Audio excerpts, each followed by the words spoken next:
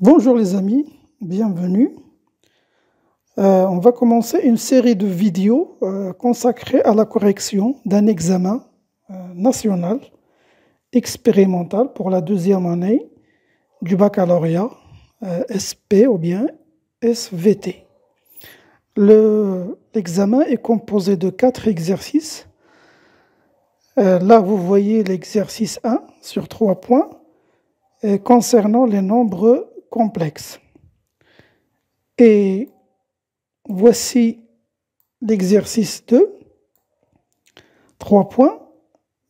C'est un exercice qui concerne le calcul des probabilités. Et voici l'exercice 3, 3 points toujours. C'est un exercice qui concerne la géométrie dans l'espace. Et le dernier exercice, voici une partie de l'exercice concernant les fonctions. Là, on a choisi une fonction qui regroupe à la fois l'exponentielle et le logarithme népérien. Là, vous voyez la question 1, 2 et 3.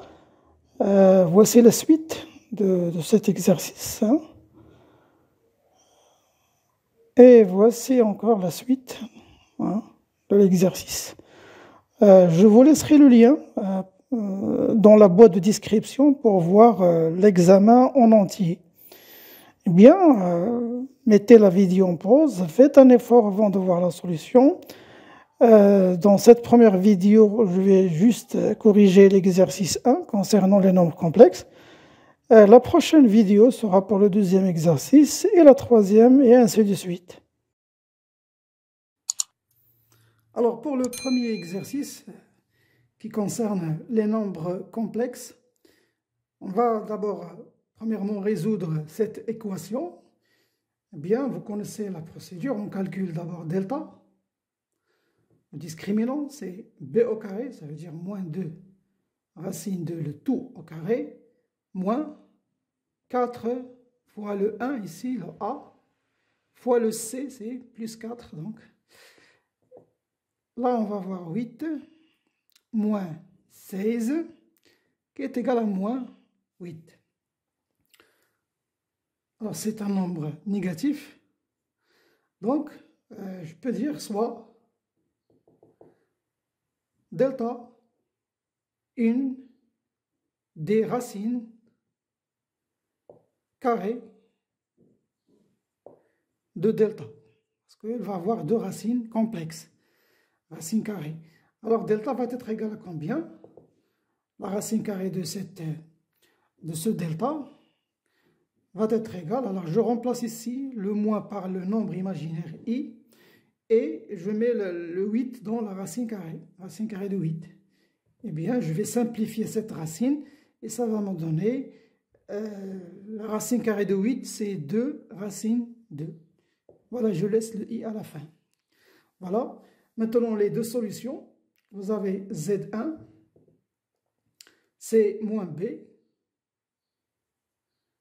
Là, dans l'exercice, on nous dit que l'imaginaire de Z1 est positif. Donc, je vais mettre plus pour avoir l'imaginaire positif, plus cette racine carrée, la racine carrée de delta, ce petit delta, le delta minuscule, sur 2A. L'application numérique, moins B, c'est moins moins, donc c'est 2, racine 2, plus 2 racine de I sur 2. Je simplifie le 2. Ce qui va me rester, c'est racine 2 plus I racine 2. Voilà, donc ça c'est Z1. Maintenant, pour Z2, moins B, je peux dire tout simplement, si vous voulez, que Z2, c'est Z1 bar. C'est le conjugué de Z1. Ou bien je calcule. Moins B moins la racine carrée de delta sur 2A qui vaut 2 racine 2 moins 2 racine de I sur 2 qui est égal à racine 2 moins I racine 2. Et vous voyez cette remarque-là que Z2, c'est Z1 bar. Toujours dans ce genre d'équation, lorsque vous avez des racines complexes, l'une est le conjugué de l'autre. Voilà pour la première question. Maintenant, on nous demande d'écrire ces deux racines sous leur forme trigonométrique. Bien.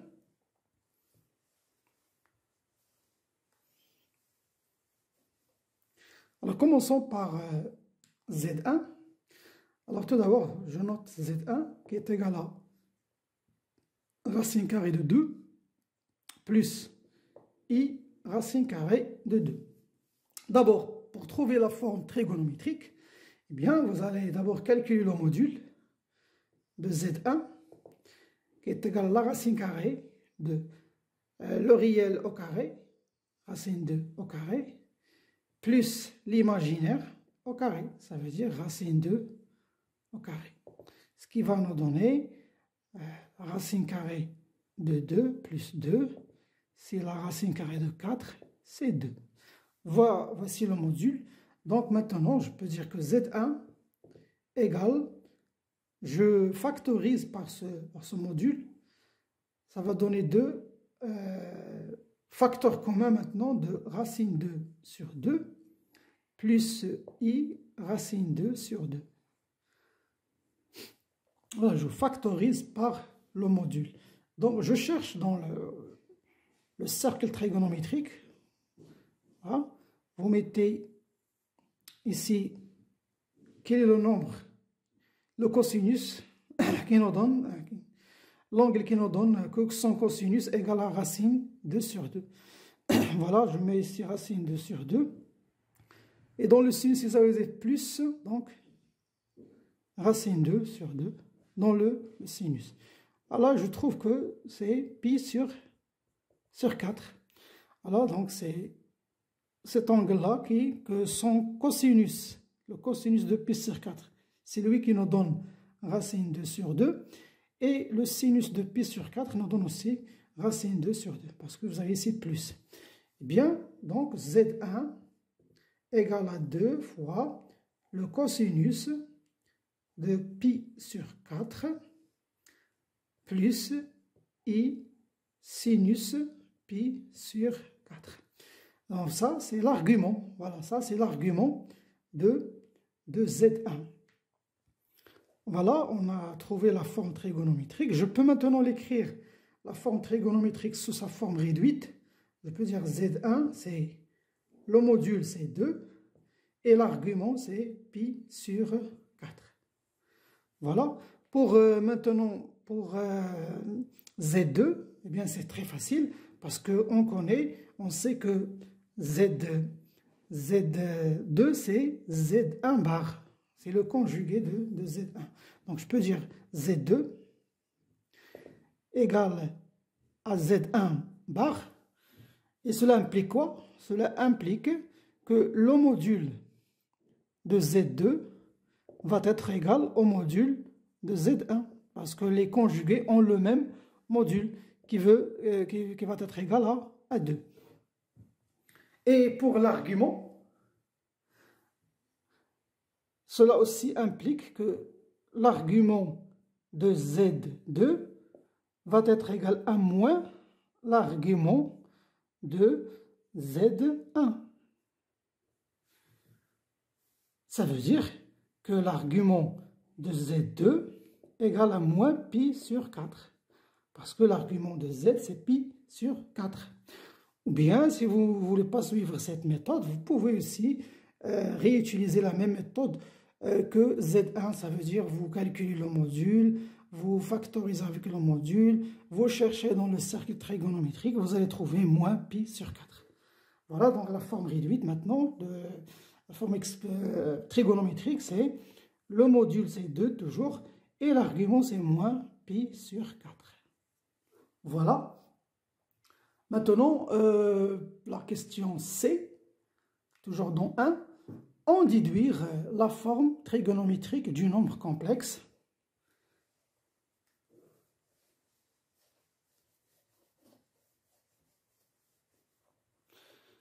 le nombre complexe, c'est Z1 sur Z2 au carré. Bien, je vais Z1 sur Z2, le tout au carré. On vient de trouver le Z1 sous sa forme trigonométrique et Z2 aussi. Donc, je vais utiliser la forme réduite trigonométrique des deux nombres complexes Z1 et Z2. Eh bien, pour Z1, qu'est-ce qu'on a trouvé? On a trouvé le module, c'est 2, et l'argument, c'est pi sur 4. Ça, c'est pour Z1. Sur Z2, c'est 2 moins pi sur 4. Tout ça au carré. Bien. Alors, je vous rappelle une règle. Lorsqu'on divise deux nombres complexes comme ça, sur leur forme trigonométrique, eh bien, je divise le module sur module. Un rappel, si vous avez Z1, par exemple, et l'argument θ1, et vous le divisez sur un nombre complexe Z2 avec un argument θ2 par exemple, alors cette fraction vaut, pour les modules, je divise les modules sur le module de Z1 sur module de Z2, mais pour les arguments, regardez, je vais faire la différence, ça veut dire θ1 moins θ2. C'est ça l'argument de cette fraction. Pour le module, je divise les deux modules. Donc j'applique ça. Donc je vais dire, toujours, parce que je n'ai pas encore, la puissance ici n'a pas encore intervenu, hein, je vais la laisser à la fin.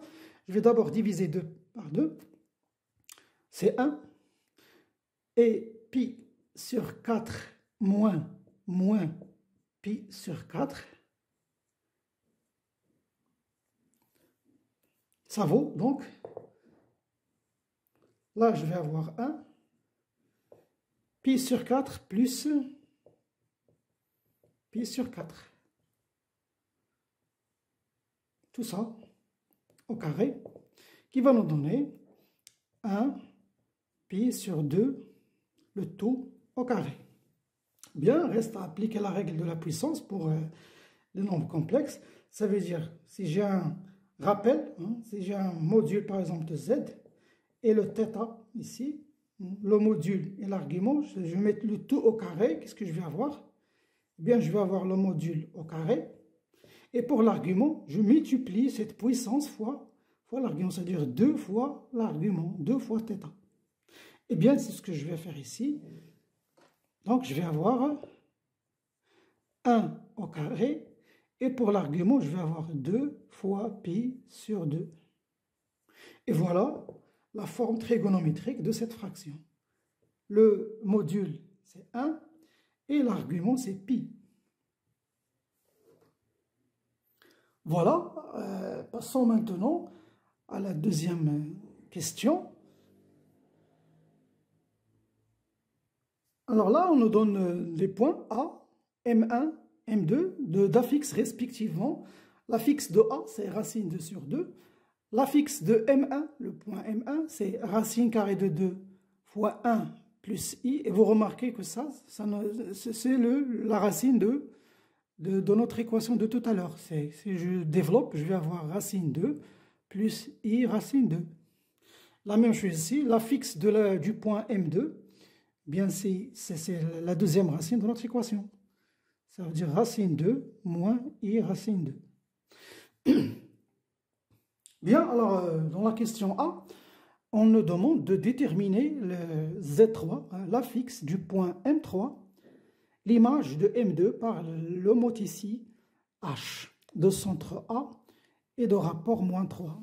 Ici, on a une homothétie H de centre A et de rapport moins 3. On nous demande de trouver un Z3, l'affixe du point M3, l'image de M2 par cette homothétie. Ça veut dire que M3, c'est H de M2. Voilà, ça veut dire que M2, c'est l'image, hein, M3, c'est l'image de M2 par cette homothétie. Alors, cela implique quoi? Cela implique que si M3 c'est l'image de M2 par H, cela implique que AM3 de A jusqu'à M3 en vecteur, cela va être égal à moins 3 fois AM2. Ça, c'est la signification de l'homoticie. Et donc, on passe maintenant au nombre complexe. Ça veut dire que cela, en termes de nombre complexe, veut dire Z3 moins ZA égale à moins 3 Z2 moins ZA. Eh bien, cette formule, cette écriture-là, c'est l'écriture complexe de l'homoticie. Donc, vous pouvez, si vous la mémorisez par cœur, vous pouvez directement dire que c'est M3 égale à HM2. Vous écrivez directement la formule complexe de l'homoticie. Ou bien, vous partez d'abord de vecteurs, ensuite arrivez au nombre complexe. Voilà, donc on cherche le Z3. Donc, Z3 égale à moins 3 fois Z2, moins c'est plus 3ZA. Je fais passer le moins ZA de l'autre côté, va donner plus ZA. Et donc, cela va être égal à moins 3 fois, ici Z2. Z2, le voilà, elle est là. Z de M2, la fixe de M2. Donc, c'est racine 2 moins I, racine 2, plus ici 3ZA plus ZA, c'est 4ZA. Donc, ZA, et le voilà ici, c'est 4 fois racine 2 sur 2. C'est 3ZA plus ZA, c'est 4ZA. Ça veut dire 4 fois racine 2 sur 2. Je vais simplifier le 2 ici. Donc, je vais avoir que Z3 égale, je développe ici, c'est moins 3 racine 2. Moins fois moins, c'est plus 3 racine de I, et plus, ici je vais simplifier un 2, je vais avoir 2 racines 2. Donc si j'ai un calcul, j'ai moins 3 racine 2, plus 2 racine 2. Donc je vais avoir moins 2 racine 2, plus 3 racine de I. Et voici la fixe de Z3.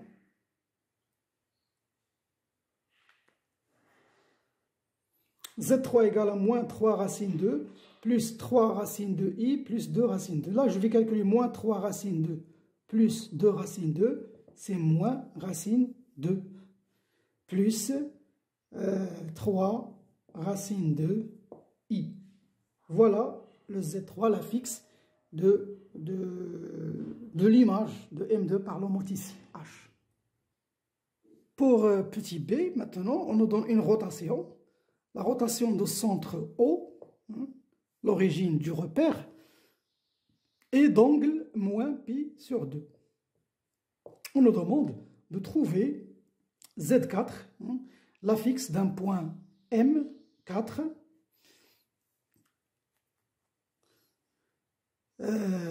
tel que le Z4, c'est l'image de M2 toujours, l'image de M2 par cette rotation. Ça veut dire Z4 égale, ça veut dire que M4 ici, le point M4 égale à l'image de M2 par cette rotation. Alors on cherche maintenant la fixe du point M4. Voilà, donc vous connaissez l'application. Cela implique, je vais écrire l'écriture complexe de la rotation. Cela implique que Z4 moins ZO égale l'exponentielle de I fois cet angle de rotation. C'est moins pi sur 2. Faites attention, toujours, il y a un moins ici. Je mets I. Et là, je mets l'angle de la rotation. Tout ça fois Z2 maintenant, ça veut dire la fixe du point M2, moins Z2 centre de la rotation. Voilà, donc vous connaissez ZO, c'est 0 parce que c'est l'origine du repère. Donc ZO, c'est 0. Là, pour calculer ces deux nombres-là, parce que ce nombre-là, il est sous forme exponentielle, Z2, ici, il est sous forme algébrique. Donc, je dois transformer cette forme exponentielle à la forme algébrique pour que je puisse effectuer ce produit. Donc, cela implique que Z4 va être égal. Alors, vous connaissez ce nombre-là, je peux le transformer facilement. Son module, ici, il est 1, c'est 1. Son argument, c'est moins pi sur 2, donc c'est cosinus moins pi sur 2, plus i sinus moins pi sur 2. Voilà, ça c'est la forme trigonométrique de cette forme exponentielle. Là, vous avez le module, c'est 1, donc 1, ça ne change rien. Je multiplie fois le cosinus de l'argument, moins pi sur 2, plus i sinus moins pi sur 2. Tout ça fois Z2, bon, ZO c'est 0, Z2 le voilà, donc racine 2, moins I racine 2. Bien, on va avoir ici, le cos de moins pi sur 2, c'est 0. Le sinus de moins pi sur 2, c'est moins 1. Donc, je vais avoir moins I fois racine 2 moins I racine 2. Je développe, je vais avoir moins I racine 2. Là, vous avez moins fois moins, c'est plus. Plus I au carré racine 2. Mais le I au carré, c'est moins 1. Donc, c'est moins racine carrée de 2. Donc, Z4 égale, je vais commencer par la partie réelle, hein, moins racine 2, moins I racine 2. Voilà. Maintenant, reste la dernière question. Alors, pour cette dernière question, question C, on va calculer ce nombre complexe, hein, calculer Z3 moins Z1 sur Z4 moins Z1 et en déduire la nature du triangle M1, M3, M4. Bien, calculons d'abord cette fraction. Alors, le Z3, le voilà, il est ici, moins racine 2 plus 3 racine 2i, moins le Z1, c'est ça, c'est l'affixe du point M1, celui-là. Hein. Et puisqu'il y a un moins, donc ça, on va changer les signes. Moins racine 2, moins I racine 2. Tout ça sur Z4, le voilà, c'est moins racine 2, moins I racine 2. Toujours moins Z1, donc moins racine 2, moins I racine 2. Parce que le moins ici, ça va donner moins, moins. Bien, je vais calculer ce qu'on a ici dans le numérateur. Ici, vous avez moins racine 2, moins racine 2. C'est moins 2 racine 2. Là, vous avez plus 3 racine 2, i, moins racine 2i. Donc, ça va donner plus 2 racine 2, i. Tout ça sur, ici, moins 2 racine 2, moins 2 racine 2, i. Bien, on va factoriser ici par moins 2 racine 2. La même chose ici, moins 2 racine 2 va être simplifié. Donc, je vais avoir, tout ça vaut, si je factorise par moins 2 racine 2 au numérateur, qu'est-ce que je vais avoir? Je vais avoir ici 1 moins i. Et au dénominateur, je vais avoir moins 2 racine 2, facteur commun de 1 plus i. Je simplifie tout ça, je vais avoir 1 moins i sur 1 plus i. Voilà, on va doucement. Je vais multiplier fois le conjugué hein, pour me débarrasser de i, hein, de l'ombre imaginaire dans le dénominateur. Et je vais avoir 1 moins i fois 1 moins i sur 1 plus i fois 1 moins i. Le conjugué de 1 plus i, c'est 1 moins i. Eh bien, ça va donner, ici je vais développer, je vais avoir 1 fois moins i, c'est moins i, moins i, et le moins fois le moins, c'est plus, i au carré, c'est moins 1. sur, donc le conjugué, c'est la partie réelle au carré, plus la partie, moins la partie imaginaire. Donc je vais avoir 1 moins i au carré, ça veut dire 1 plus 1. 1 plus 1. Eh bien, si je simplifie le 1, ce qui va me rester, c'est moins 2 fois i sur 2. Et ce qui va me donner, c'est moins i. Voilà le résultat de cette fraction. Tout ça vaut moins i. Bien, je le note. Alors, on va déduire maintenant la nature du triangle. Ça, c'est moins i. Eh bien, regardez, Z3 moins Z1 sur Z4 moins Z1, ça nous rappelle un peu l'expression de l'argument. L'argument, l'angle, ça rappelle un peu l'angle de triangle. Quel angle? L'angle formé par les points, ça veut dire par les vecteurs M1, M4 et M1, M3. L'angle M1, M4, cet angle-là, l'angle du triangle, formé par le vecteur M1, M4 et M1, M3, quelle est la mesure de cet angle? Vous avez ici le vecteur, ça c'est M1, là vous avez M3,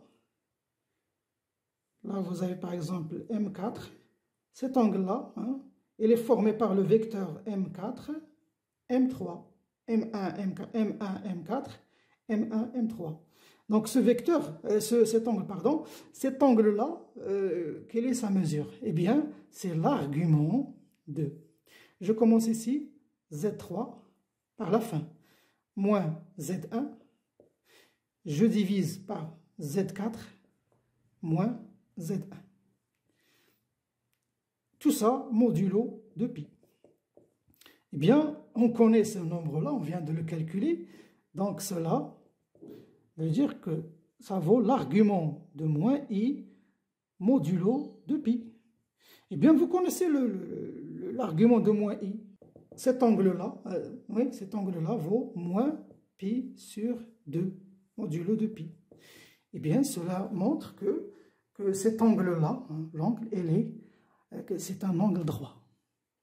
Bien, reste maintenant à voir si les côtés hein, de ce triangle sont égales, hein, sont égaux.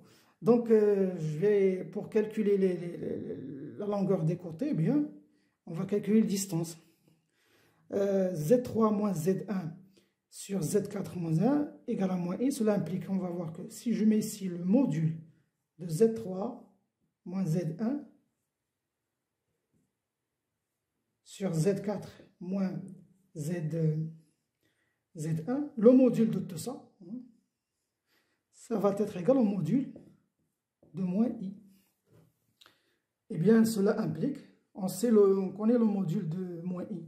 Ça veut dire que le module de Z3 moins module de Z1 sur module de Z4 moins 1, moins Z1, vaut 1. La distance ici qui sépare le haut de ce moins i, c'est 1. Le module de moins i, c'est 1. Eh bien, cela implique que le module de Z3 moins Z1 égale au module de Z4 moins Z1. Et vous connaissez cette expression, ce n'est autre que la distance, hein, la distance M1, M3. Voilà, c'est la distance M1, M3, égale à la distance M1, M4. Et ça montre maintenant que ce triangle est aussi isocèle.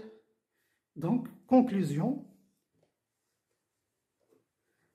M1, M3, M4 est un triangle